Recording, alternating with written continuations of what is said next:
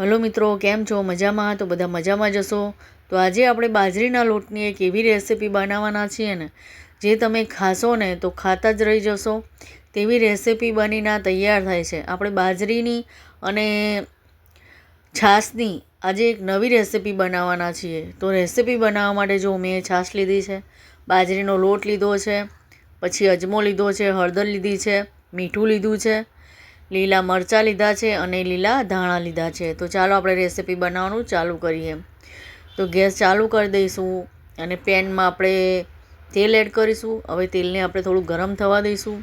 તેલ આપણું ગરમ થાય એટલે એમાં અજમો એડ કરી દઈશું. અજમાનો ટેસ્ટ એકદમ સરસ આવે છે આ રેસીપીમાં. તમે એક વખત બનાવી જોજો આ રેસીપીને, પછી મને કમેન્ટ કરીને કહેજો કે તમને આ રેસીપી કેવી લાગી. એકદમ ટેસ્ટી અને સરસ બાજરીના લોટની રેસીપી આ તૈયાર થાય છે. તો આપણા અજમો આપણે સતળાવા દેવાનો છે. આ રીતે જો અજમો આપણો સતળાઈ જાય એટલે એમાં આપણે લીલા મરચાં એડ કરીશું કાપેલા. જો તમને વિડીયો સારો લાગે તો મારી રિક્વેસ્ટ છે કે મારી યુટ્યુબ ચેનલને લાઇક, સબસ્ક્રાઈબ અને શેર જરૂરથી કરજો. કમેન્ટ કરીને મને કહેજો કે તમને આ રેસીપી કેવી લાગી. અને મારી રિક્વેસ્ટ તો છે જ કે સબસ્ક્રાઈબ જરૂરથી કરજો. તો જો આ રીતે તેલમાં મરચાંને શેકી દેવાના છે. મરચાં કચાશ પડતા ના લાગવા જોઈએ. થોડા મરચાંને આપણે શેકી નાખવા, આ રીતે તેલમાં શેકી નાખવાના છે થોડા. હવે આપણે તેમાં છાશ એડ કરીશું. જુઓ અહીંયા મેં છાશ લીધી છે. તમારે જેટલી ક્વોન્ટિટીમાં બનાવવું હોય તે પ્રમાણે તમે છાશને અહીંયા લઈ શકો છો. તો હવે આને આપણે ઉકળવા દઈશું છાશને. તે પહેલાં આપણે તેમાં હળદર એડ કરીશું અને મીઠું એડ કરીશું.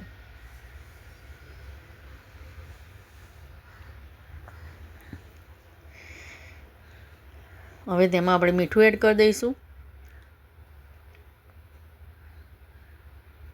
આ રેસીપીને બનાવી જોજો, ખૂબ સરસ રેસીપી બનીને તૈયાર થાય છે અને ખાવામાં પણ એકદમ ટેસ્ટી લાગે છે.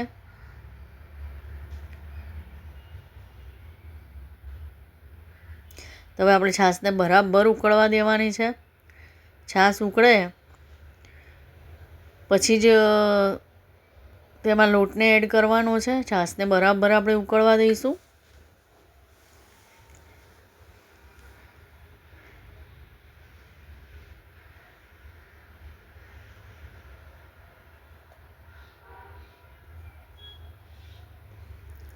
અને જ્યાં સુધી ઉકળે નહીં ત્યાં સુધી આ રીતે છાશને મિક્સ કરતું રહેવાનું છે.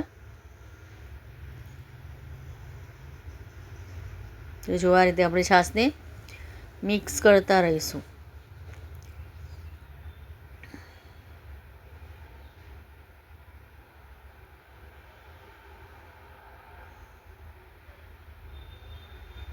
અને આ રીતે ઉકાળો આવવા દેવાનો છે છાશનો.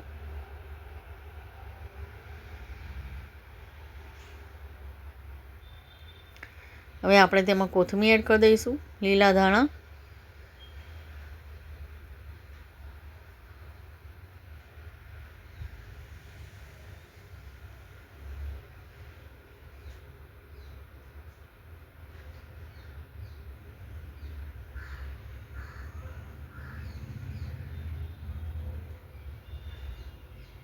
હવે આપણે તેમાં બાજરીનો લોટ એડ કરીશું.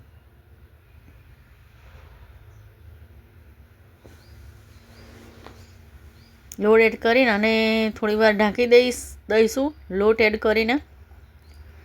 પછી થોડીવાર રહીને જોઈ લઈશું. પછી થોડીવાર પછી આ રીતે એકદમ મિક્સ કરી નાખીશું લોટને છાશમાં. જુઓ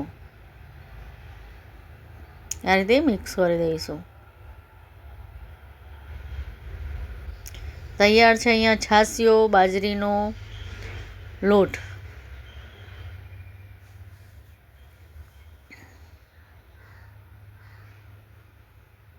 જો આ રીતે તમે છાશમાં આ રીતે બાજરીનો લોટ એડ કરીને બનાવો ને એટલો ટેસ્ટી અને એટલો સરસ બને છે ને કે તમે ખીચું ખાતા હશો ને, જે તમને ખીચું ખાવાનું મન થાય છે ને તે ખીચું ખાતા હશો ને તે પણ ભૂલી જશો. તેના કરતાં પણ જોરદાર ટેસ્ટ આનો આવે છે. તમે એક વખત ચોક્કસથી બનાવજો, ખૂબ સરસ બને છે. હવે આને આપણે થોડી વાર ઢાંકી દઈશું અને ગેસ એકદમ ધીમો રાખીશું આપણે, અને થોડી વાર માટે ખાલી આને બફાવા દઈશું. પછી થોડી વાર રહીને જોઈ લીધું છે તો જુઓ લોટ સરસ બફાઈ ગયો છે. આ બાજરીનો લોટ છે એટલે આને બફાતા વાર નથી થતી, એટલે સહેજ વાર જ ઢાંકવાનું છે. તો જુઓ અહીંયા બાજરીનો લોટ સરસ ચડી ગયો છે. તો હવે આપણે તેને કાઢી લઈશું.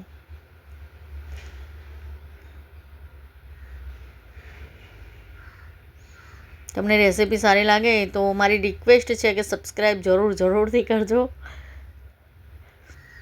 અને આ રીતે બનાવીને જરૂરથી ખાજો, ખૂબ સરસ બને છે. હવે આપણે તેમાં તેલ એડ કરીશું મસ્ત મજાનું, અને થોડું તીખાશ માટે આપણે લાલ મરચું એડ કરીશું અંદર.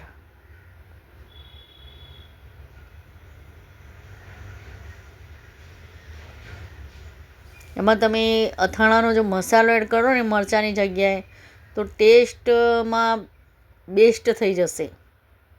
આ લાલ મરચાં કરતાં પણ તમે અથાણાનો મસાલો એડ કરો ને તો ખૂબ જ સરસ ટેસ્ટ આવે છે. તો તૈયાર છે આપણો છાશિયો બાજરીનો લોટ. બધાને મારા તરફથી જય મા લક્ષ્મી અને જય શ્રી કૃષ્ણ. મળીશું બીજા વિડીયોમાં. તો બનાવીને ચોક્કસથી ખાજો, ખૂબ સરસ રેસીપી છે, તમને ખૂબ જ ગમશે. એક જ વખતમાં તમે બનાવશો અને તમને ટેસ્ટી લાગશે તેવી તો ગેરંટી છે. તો જય મા લક્ષ્મી.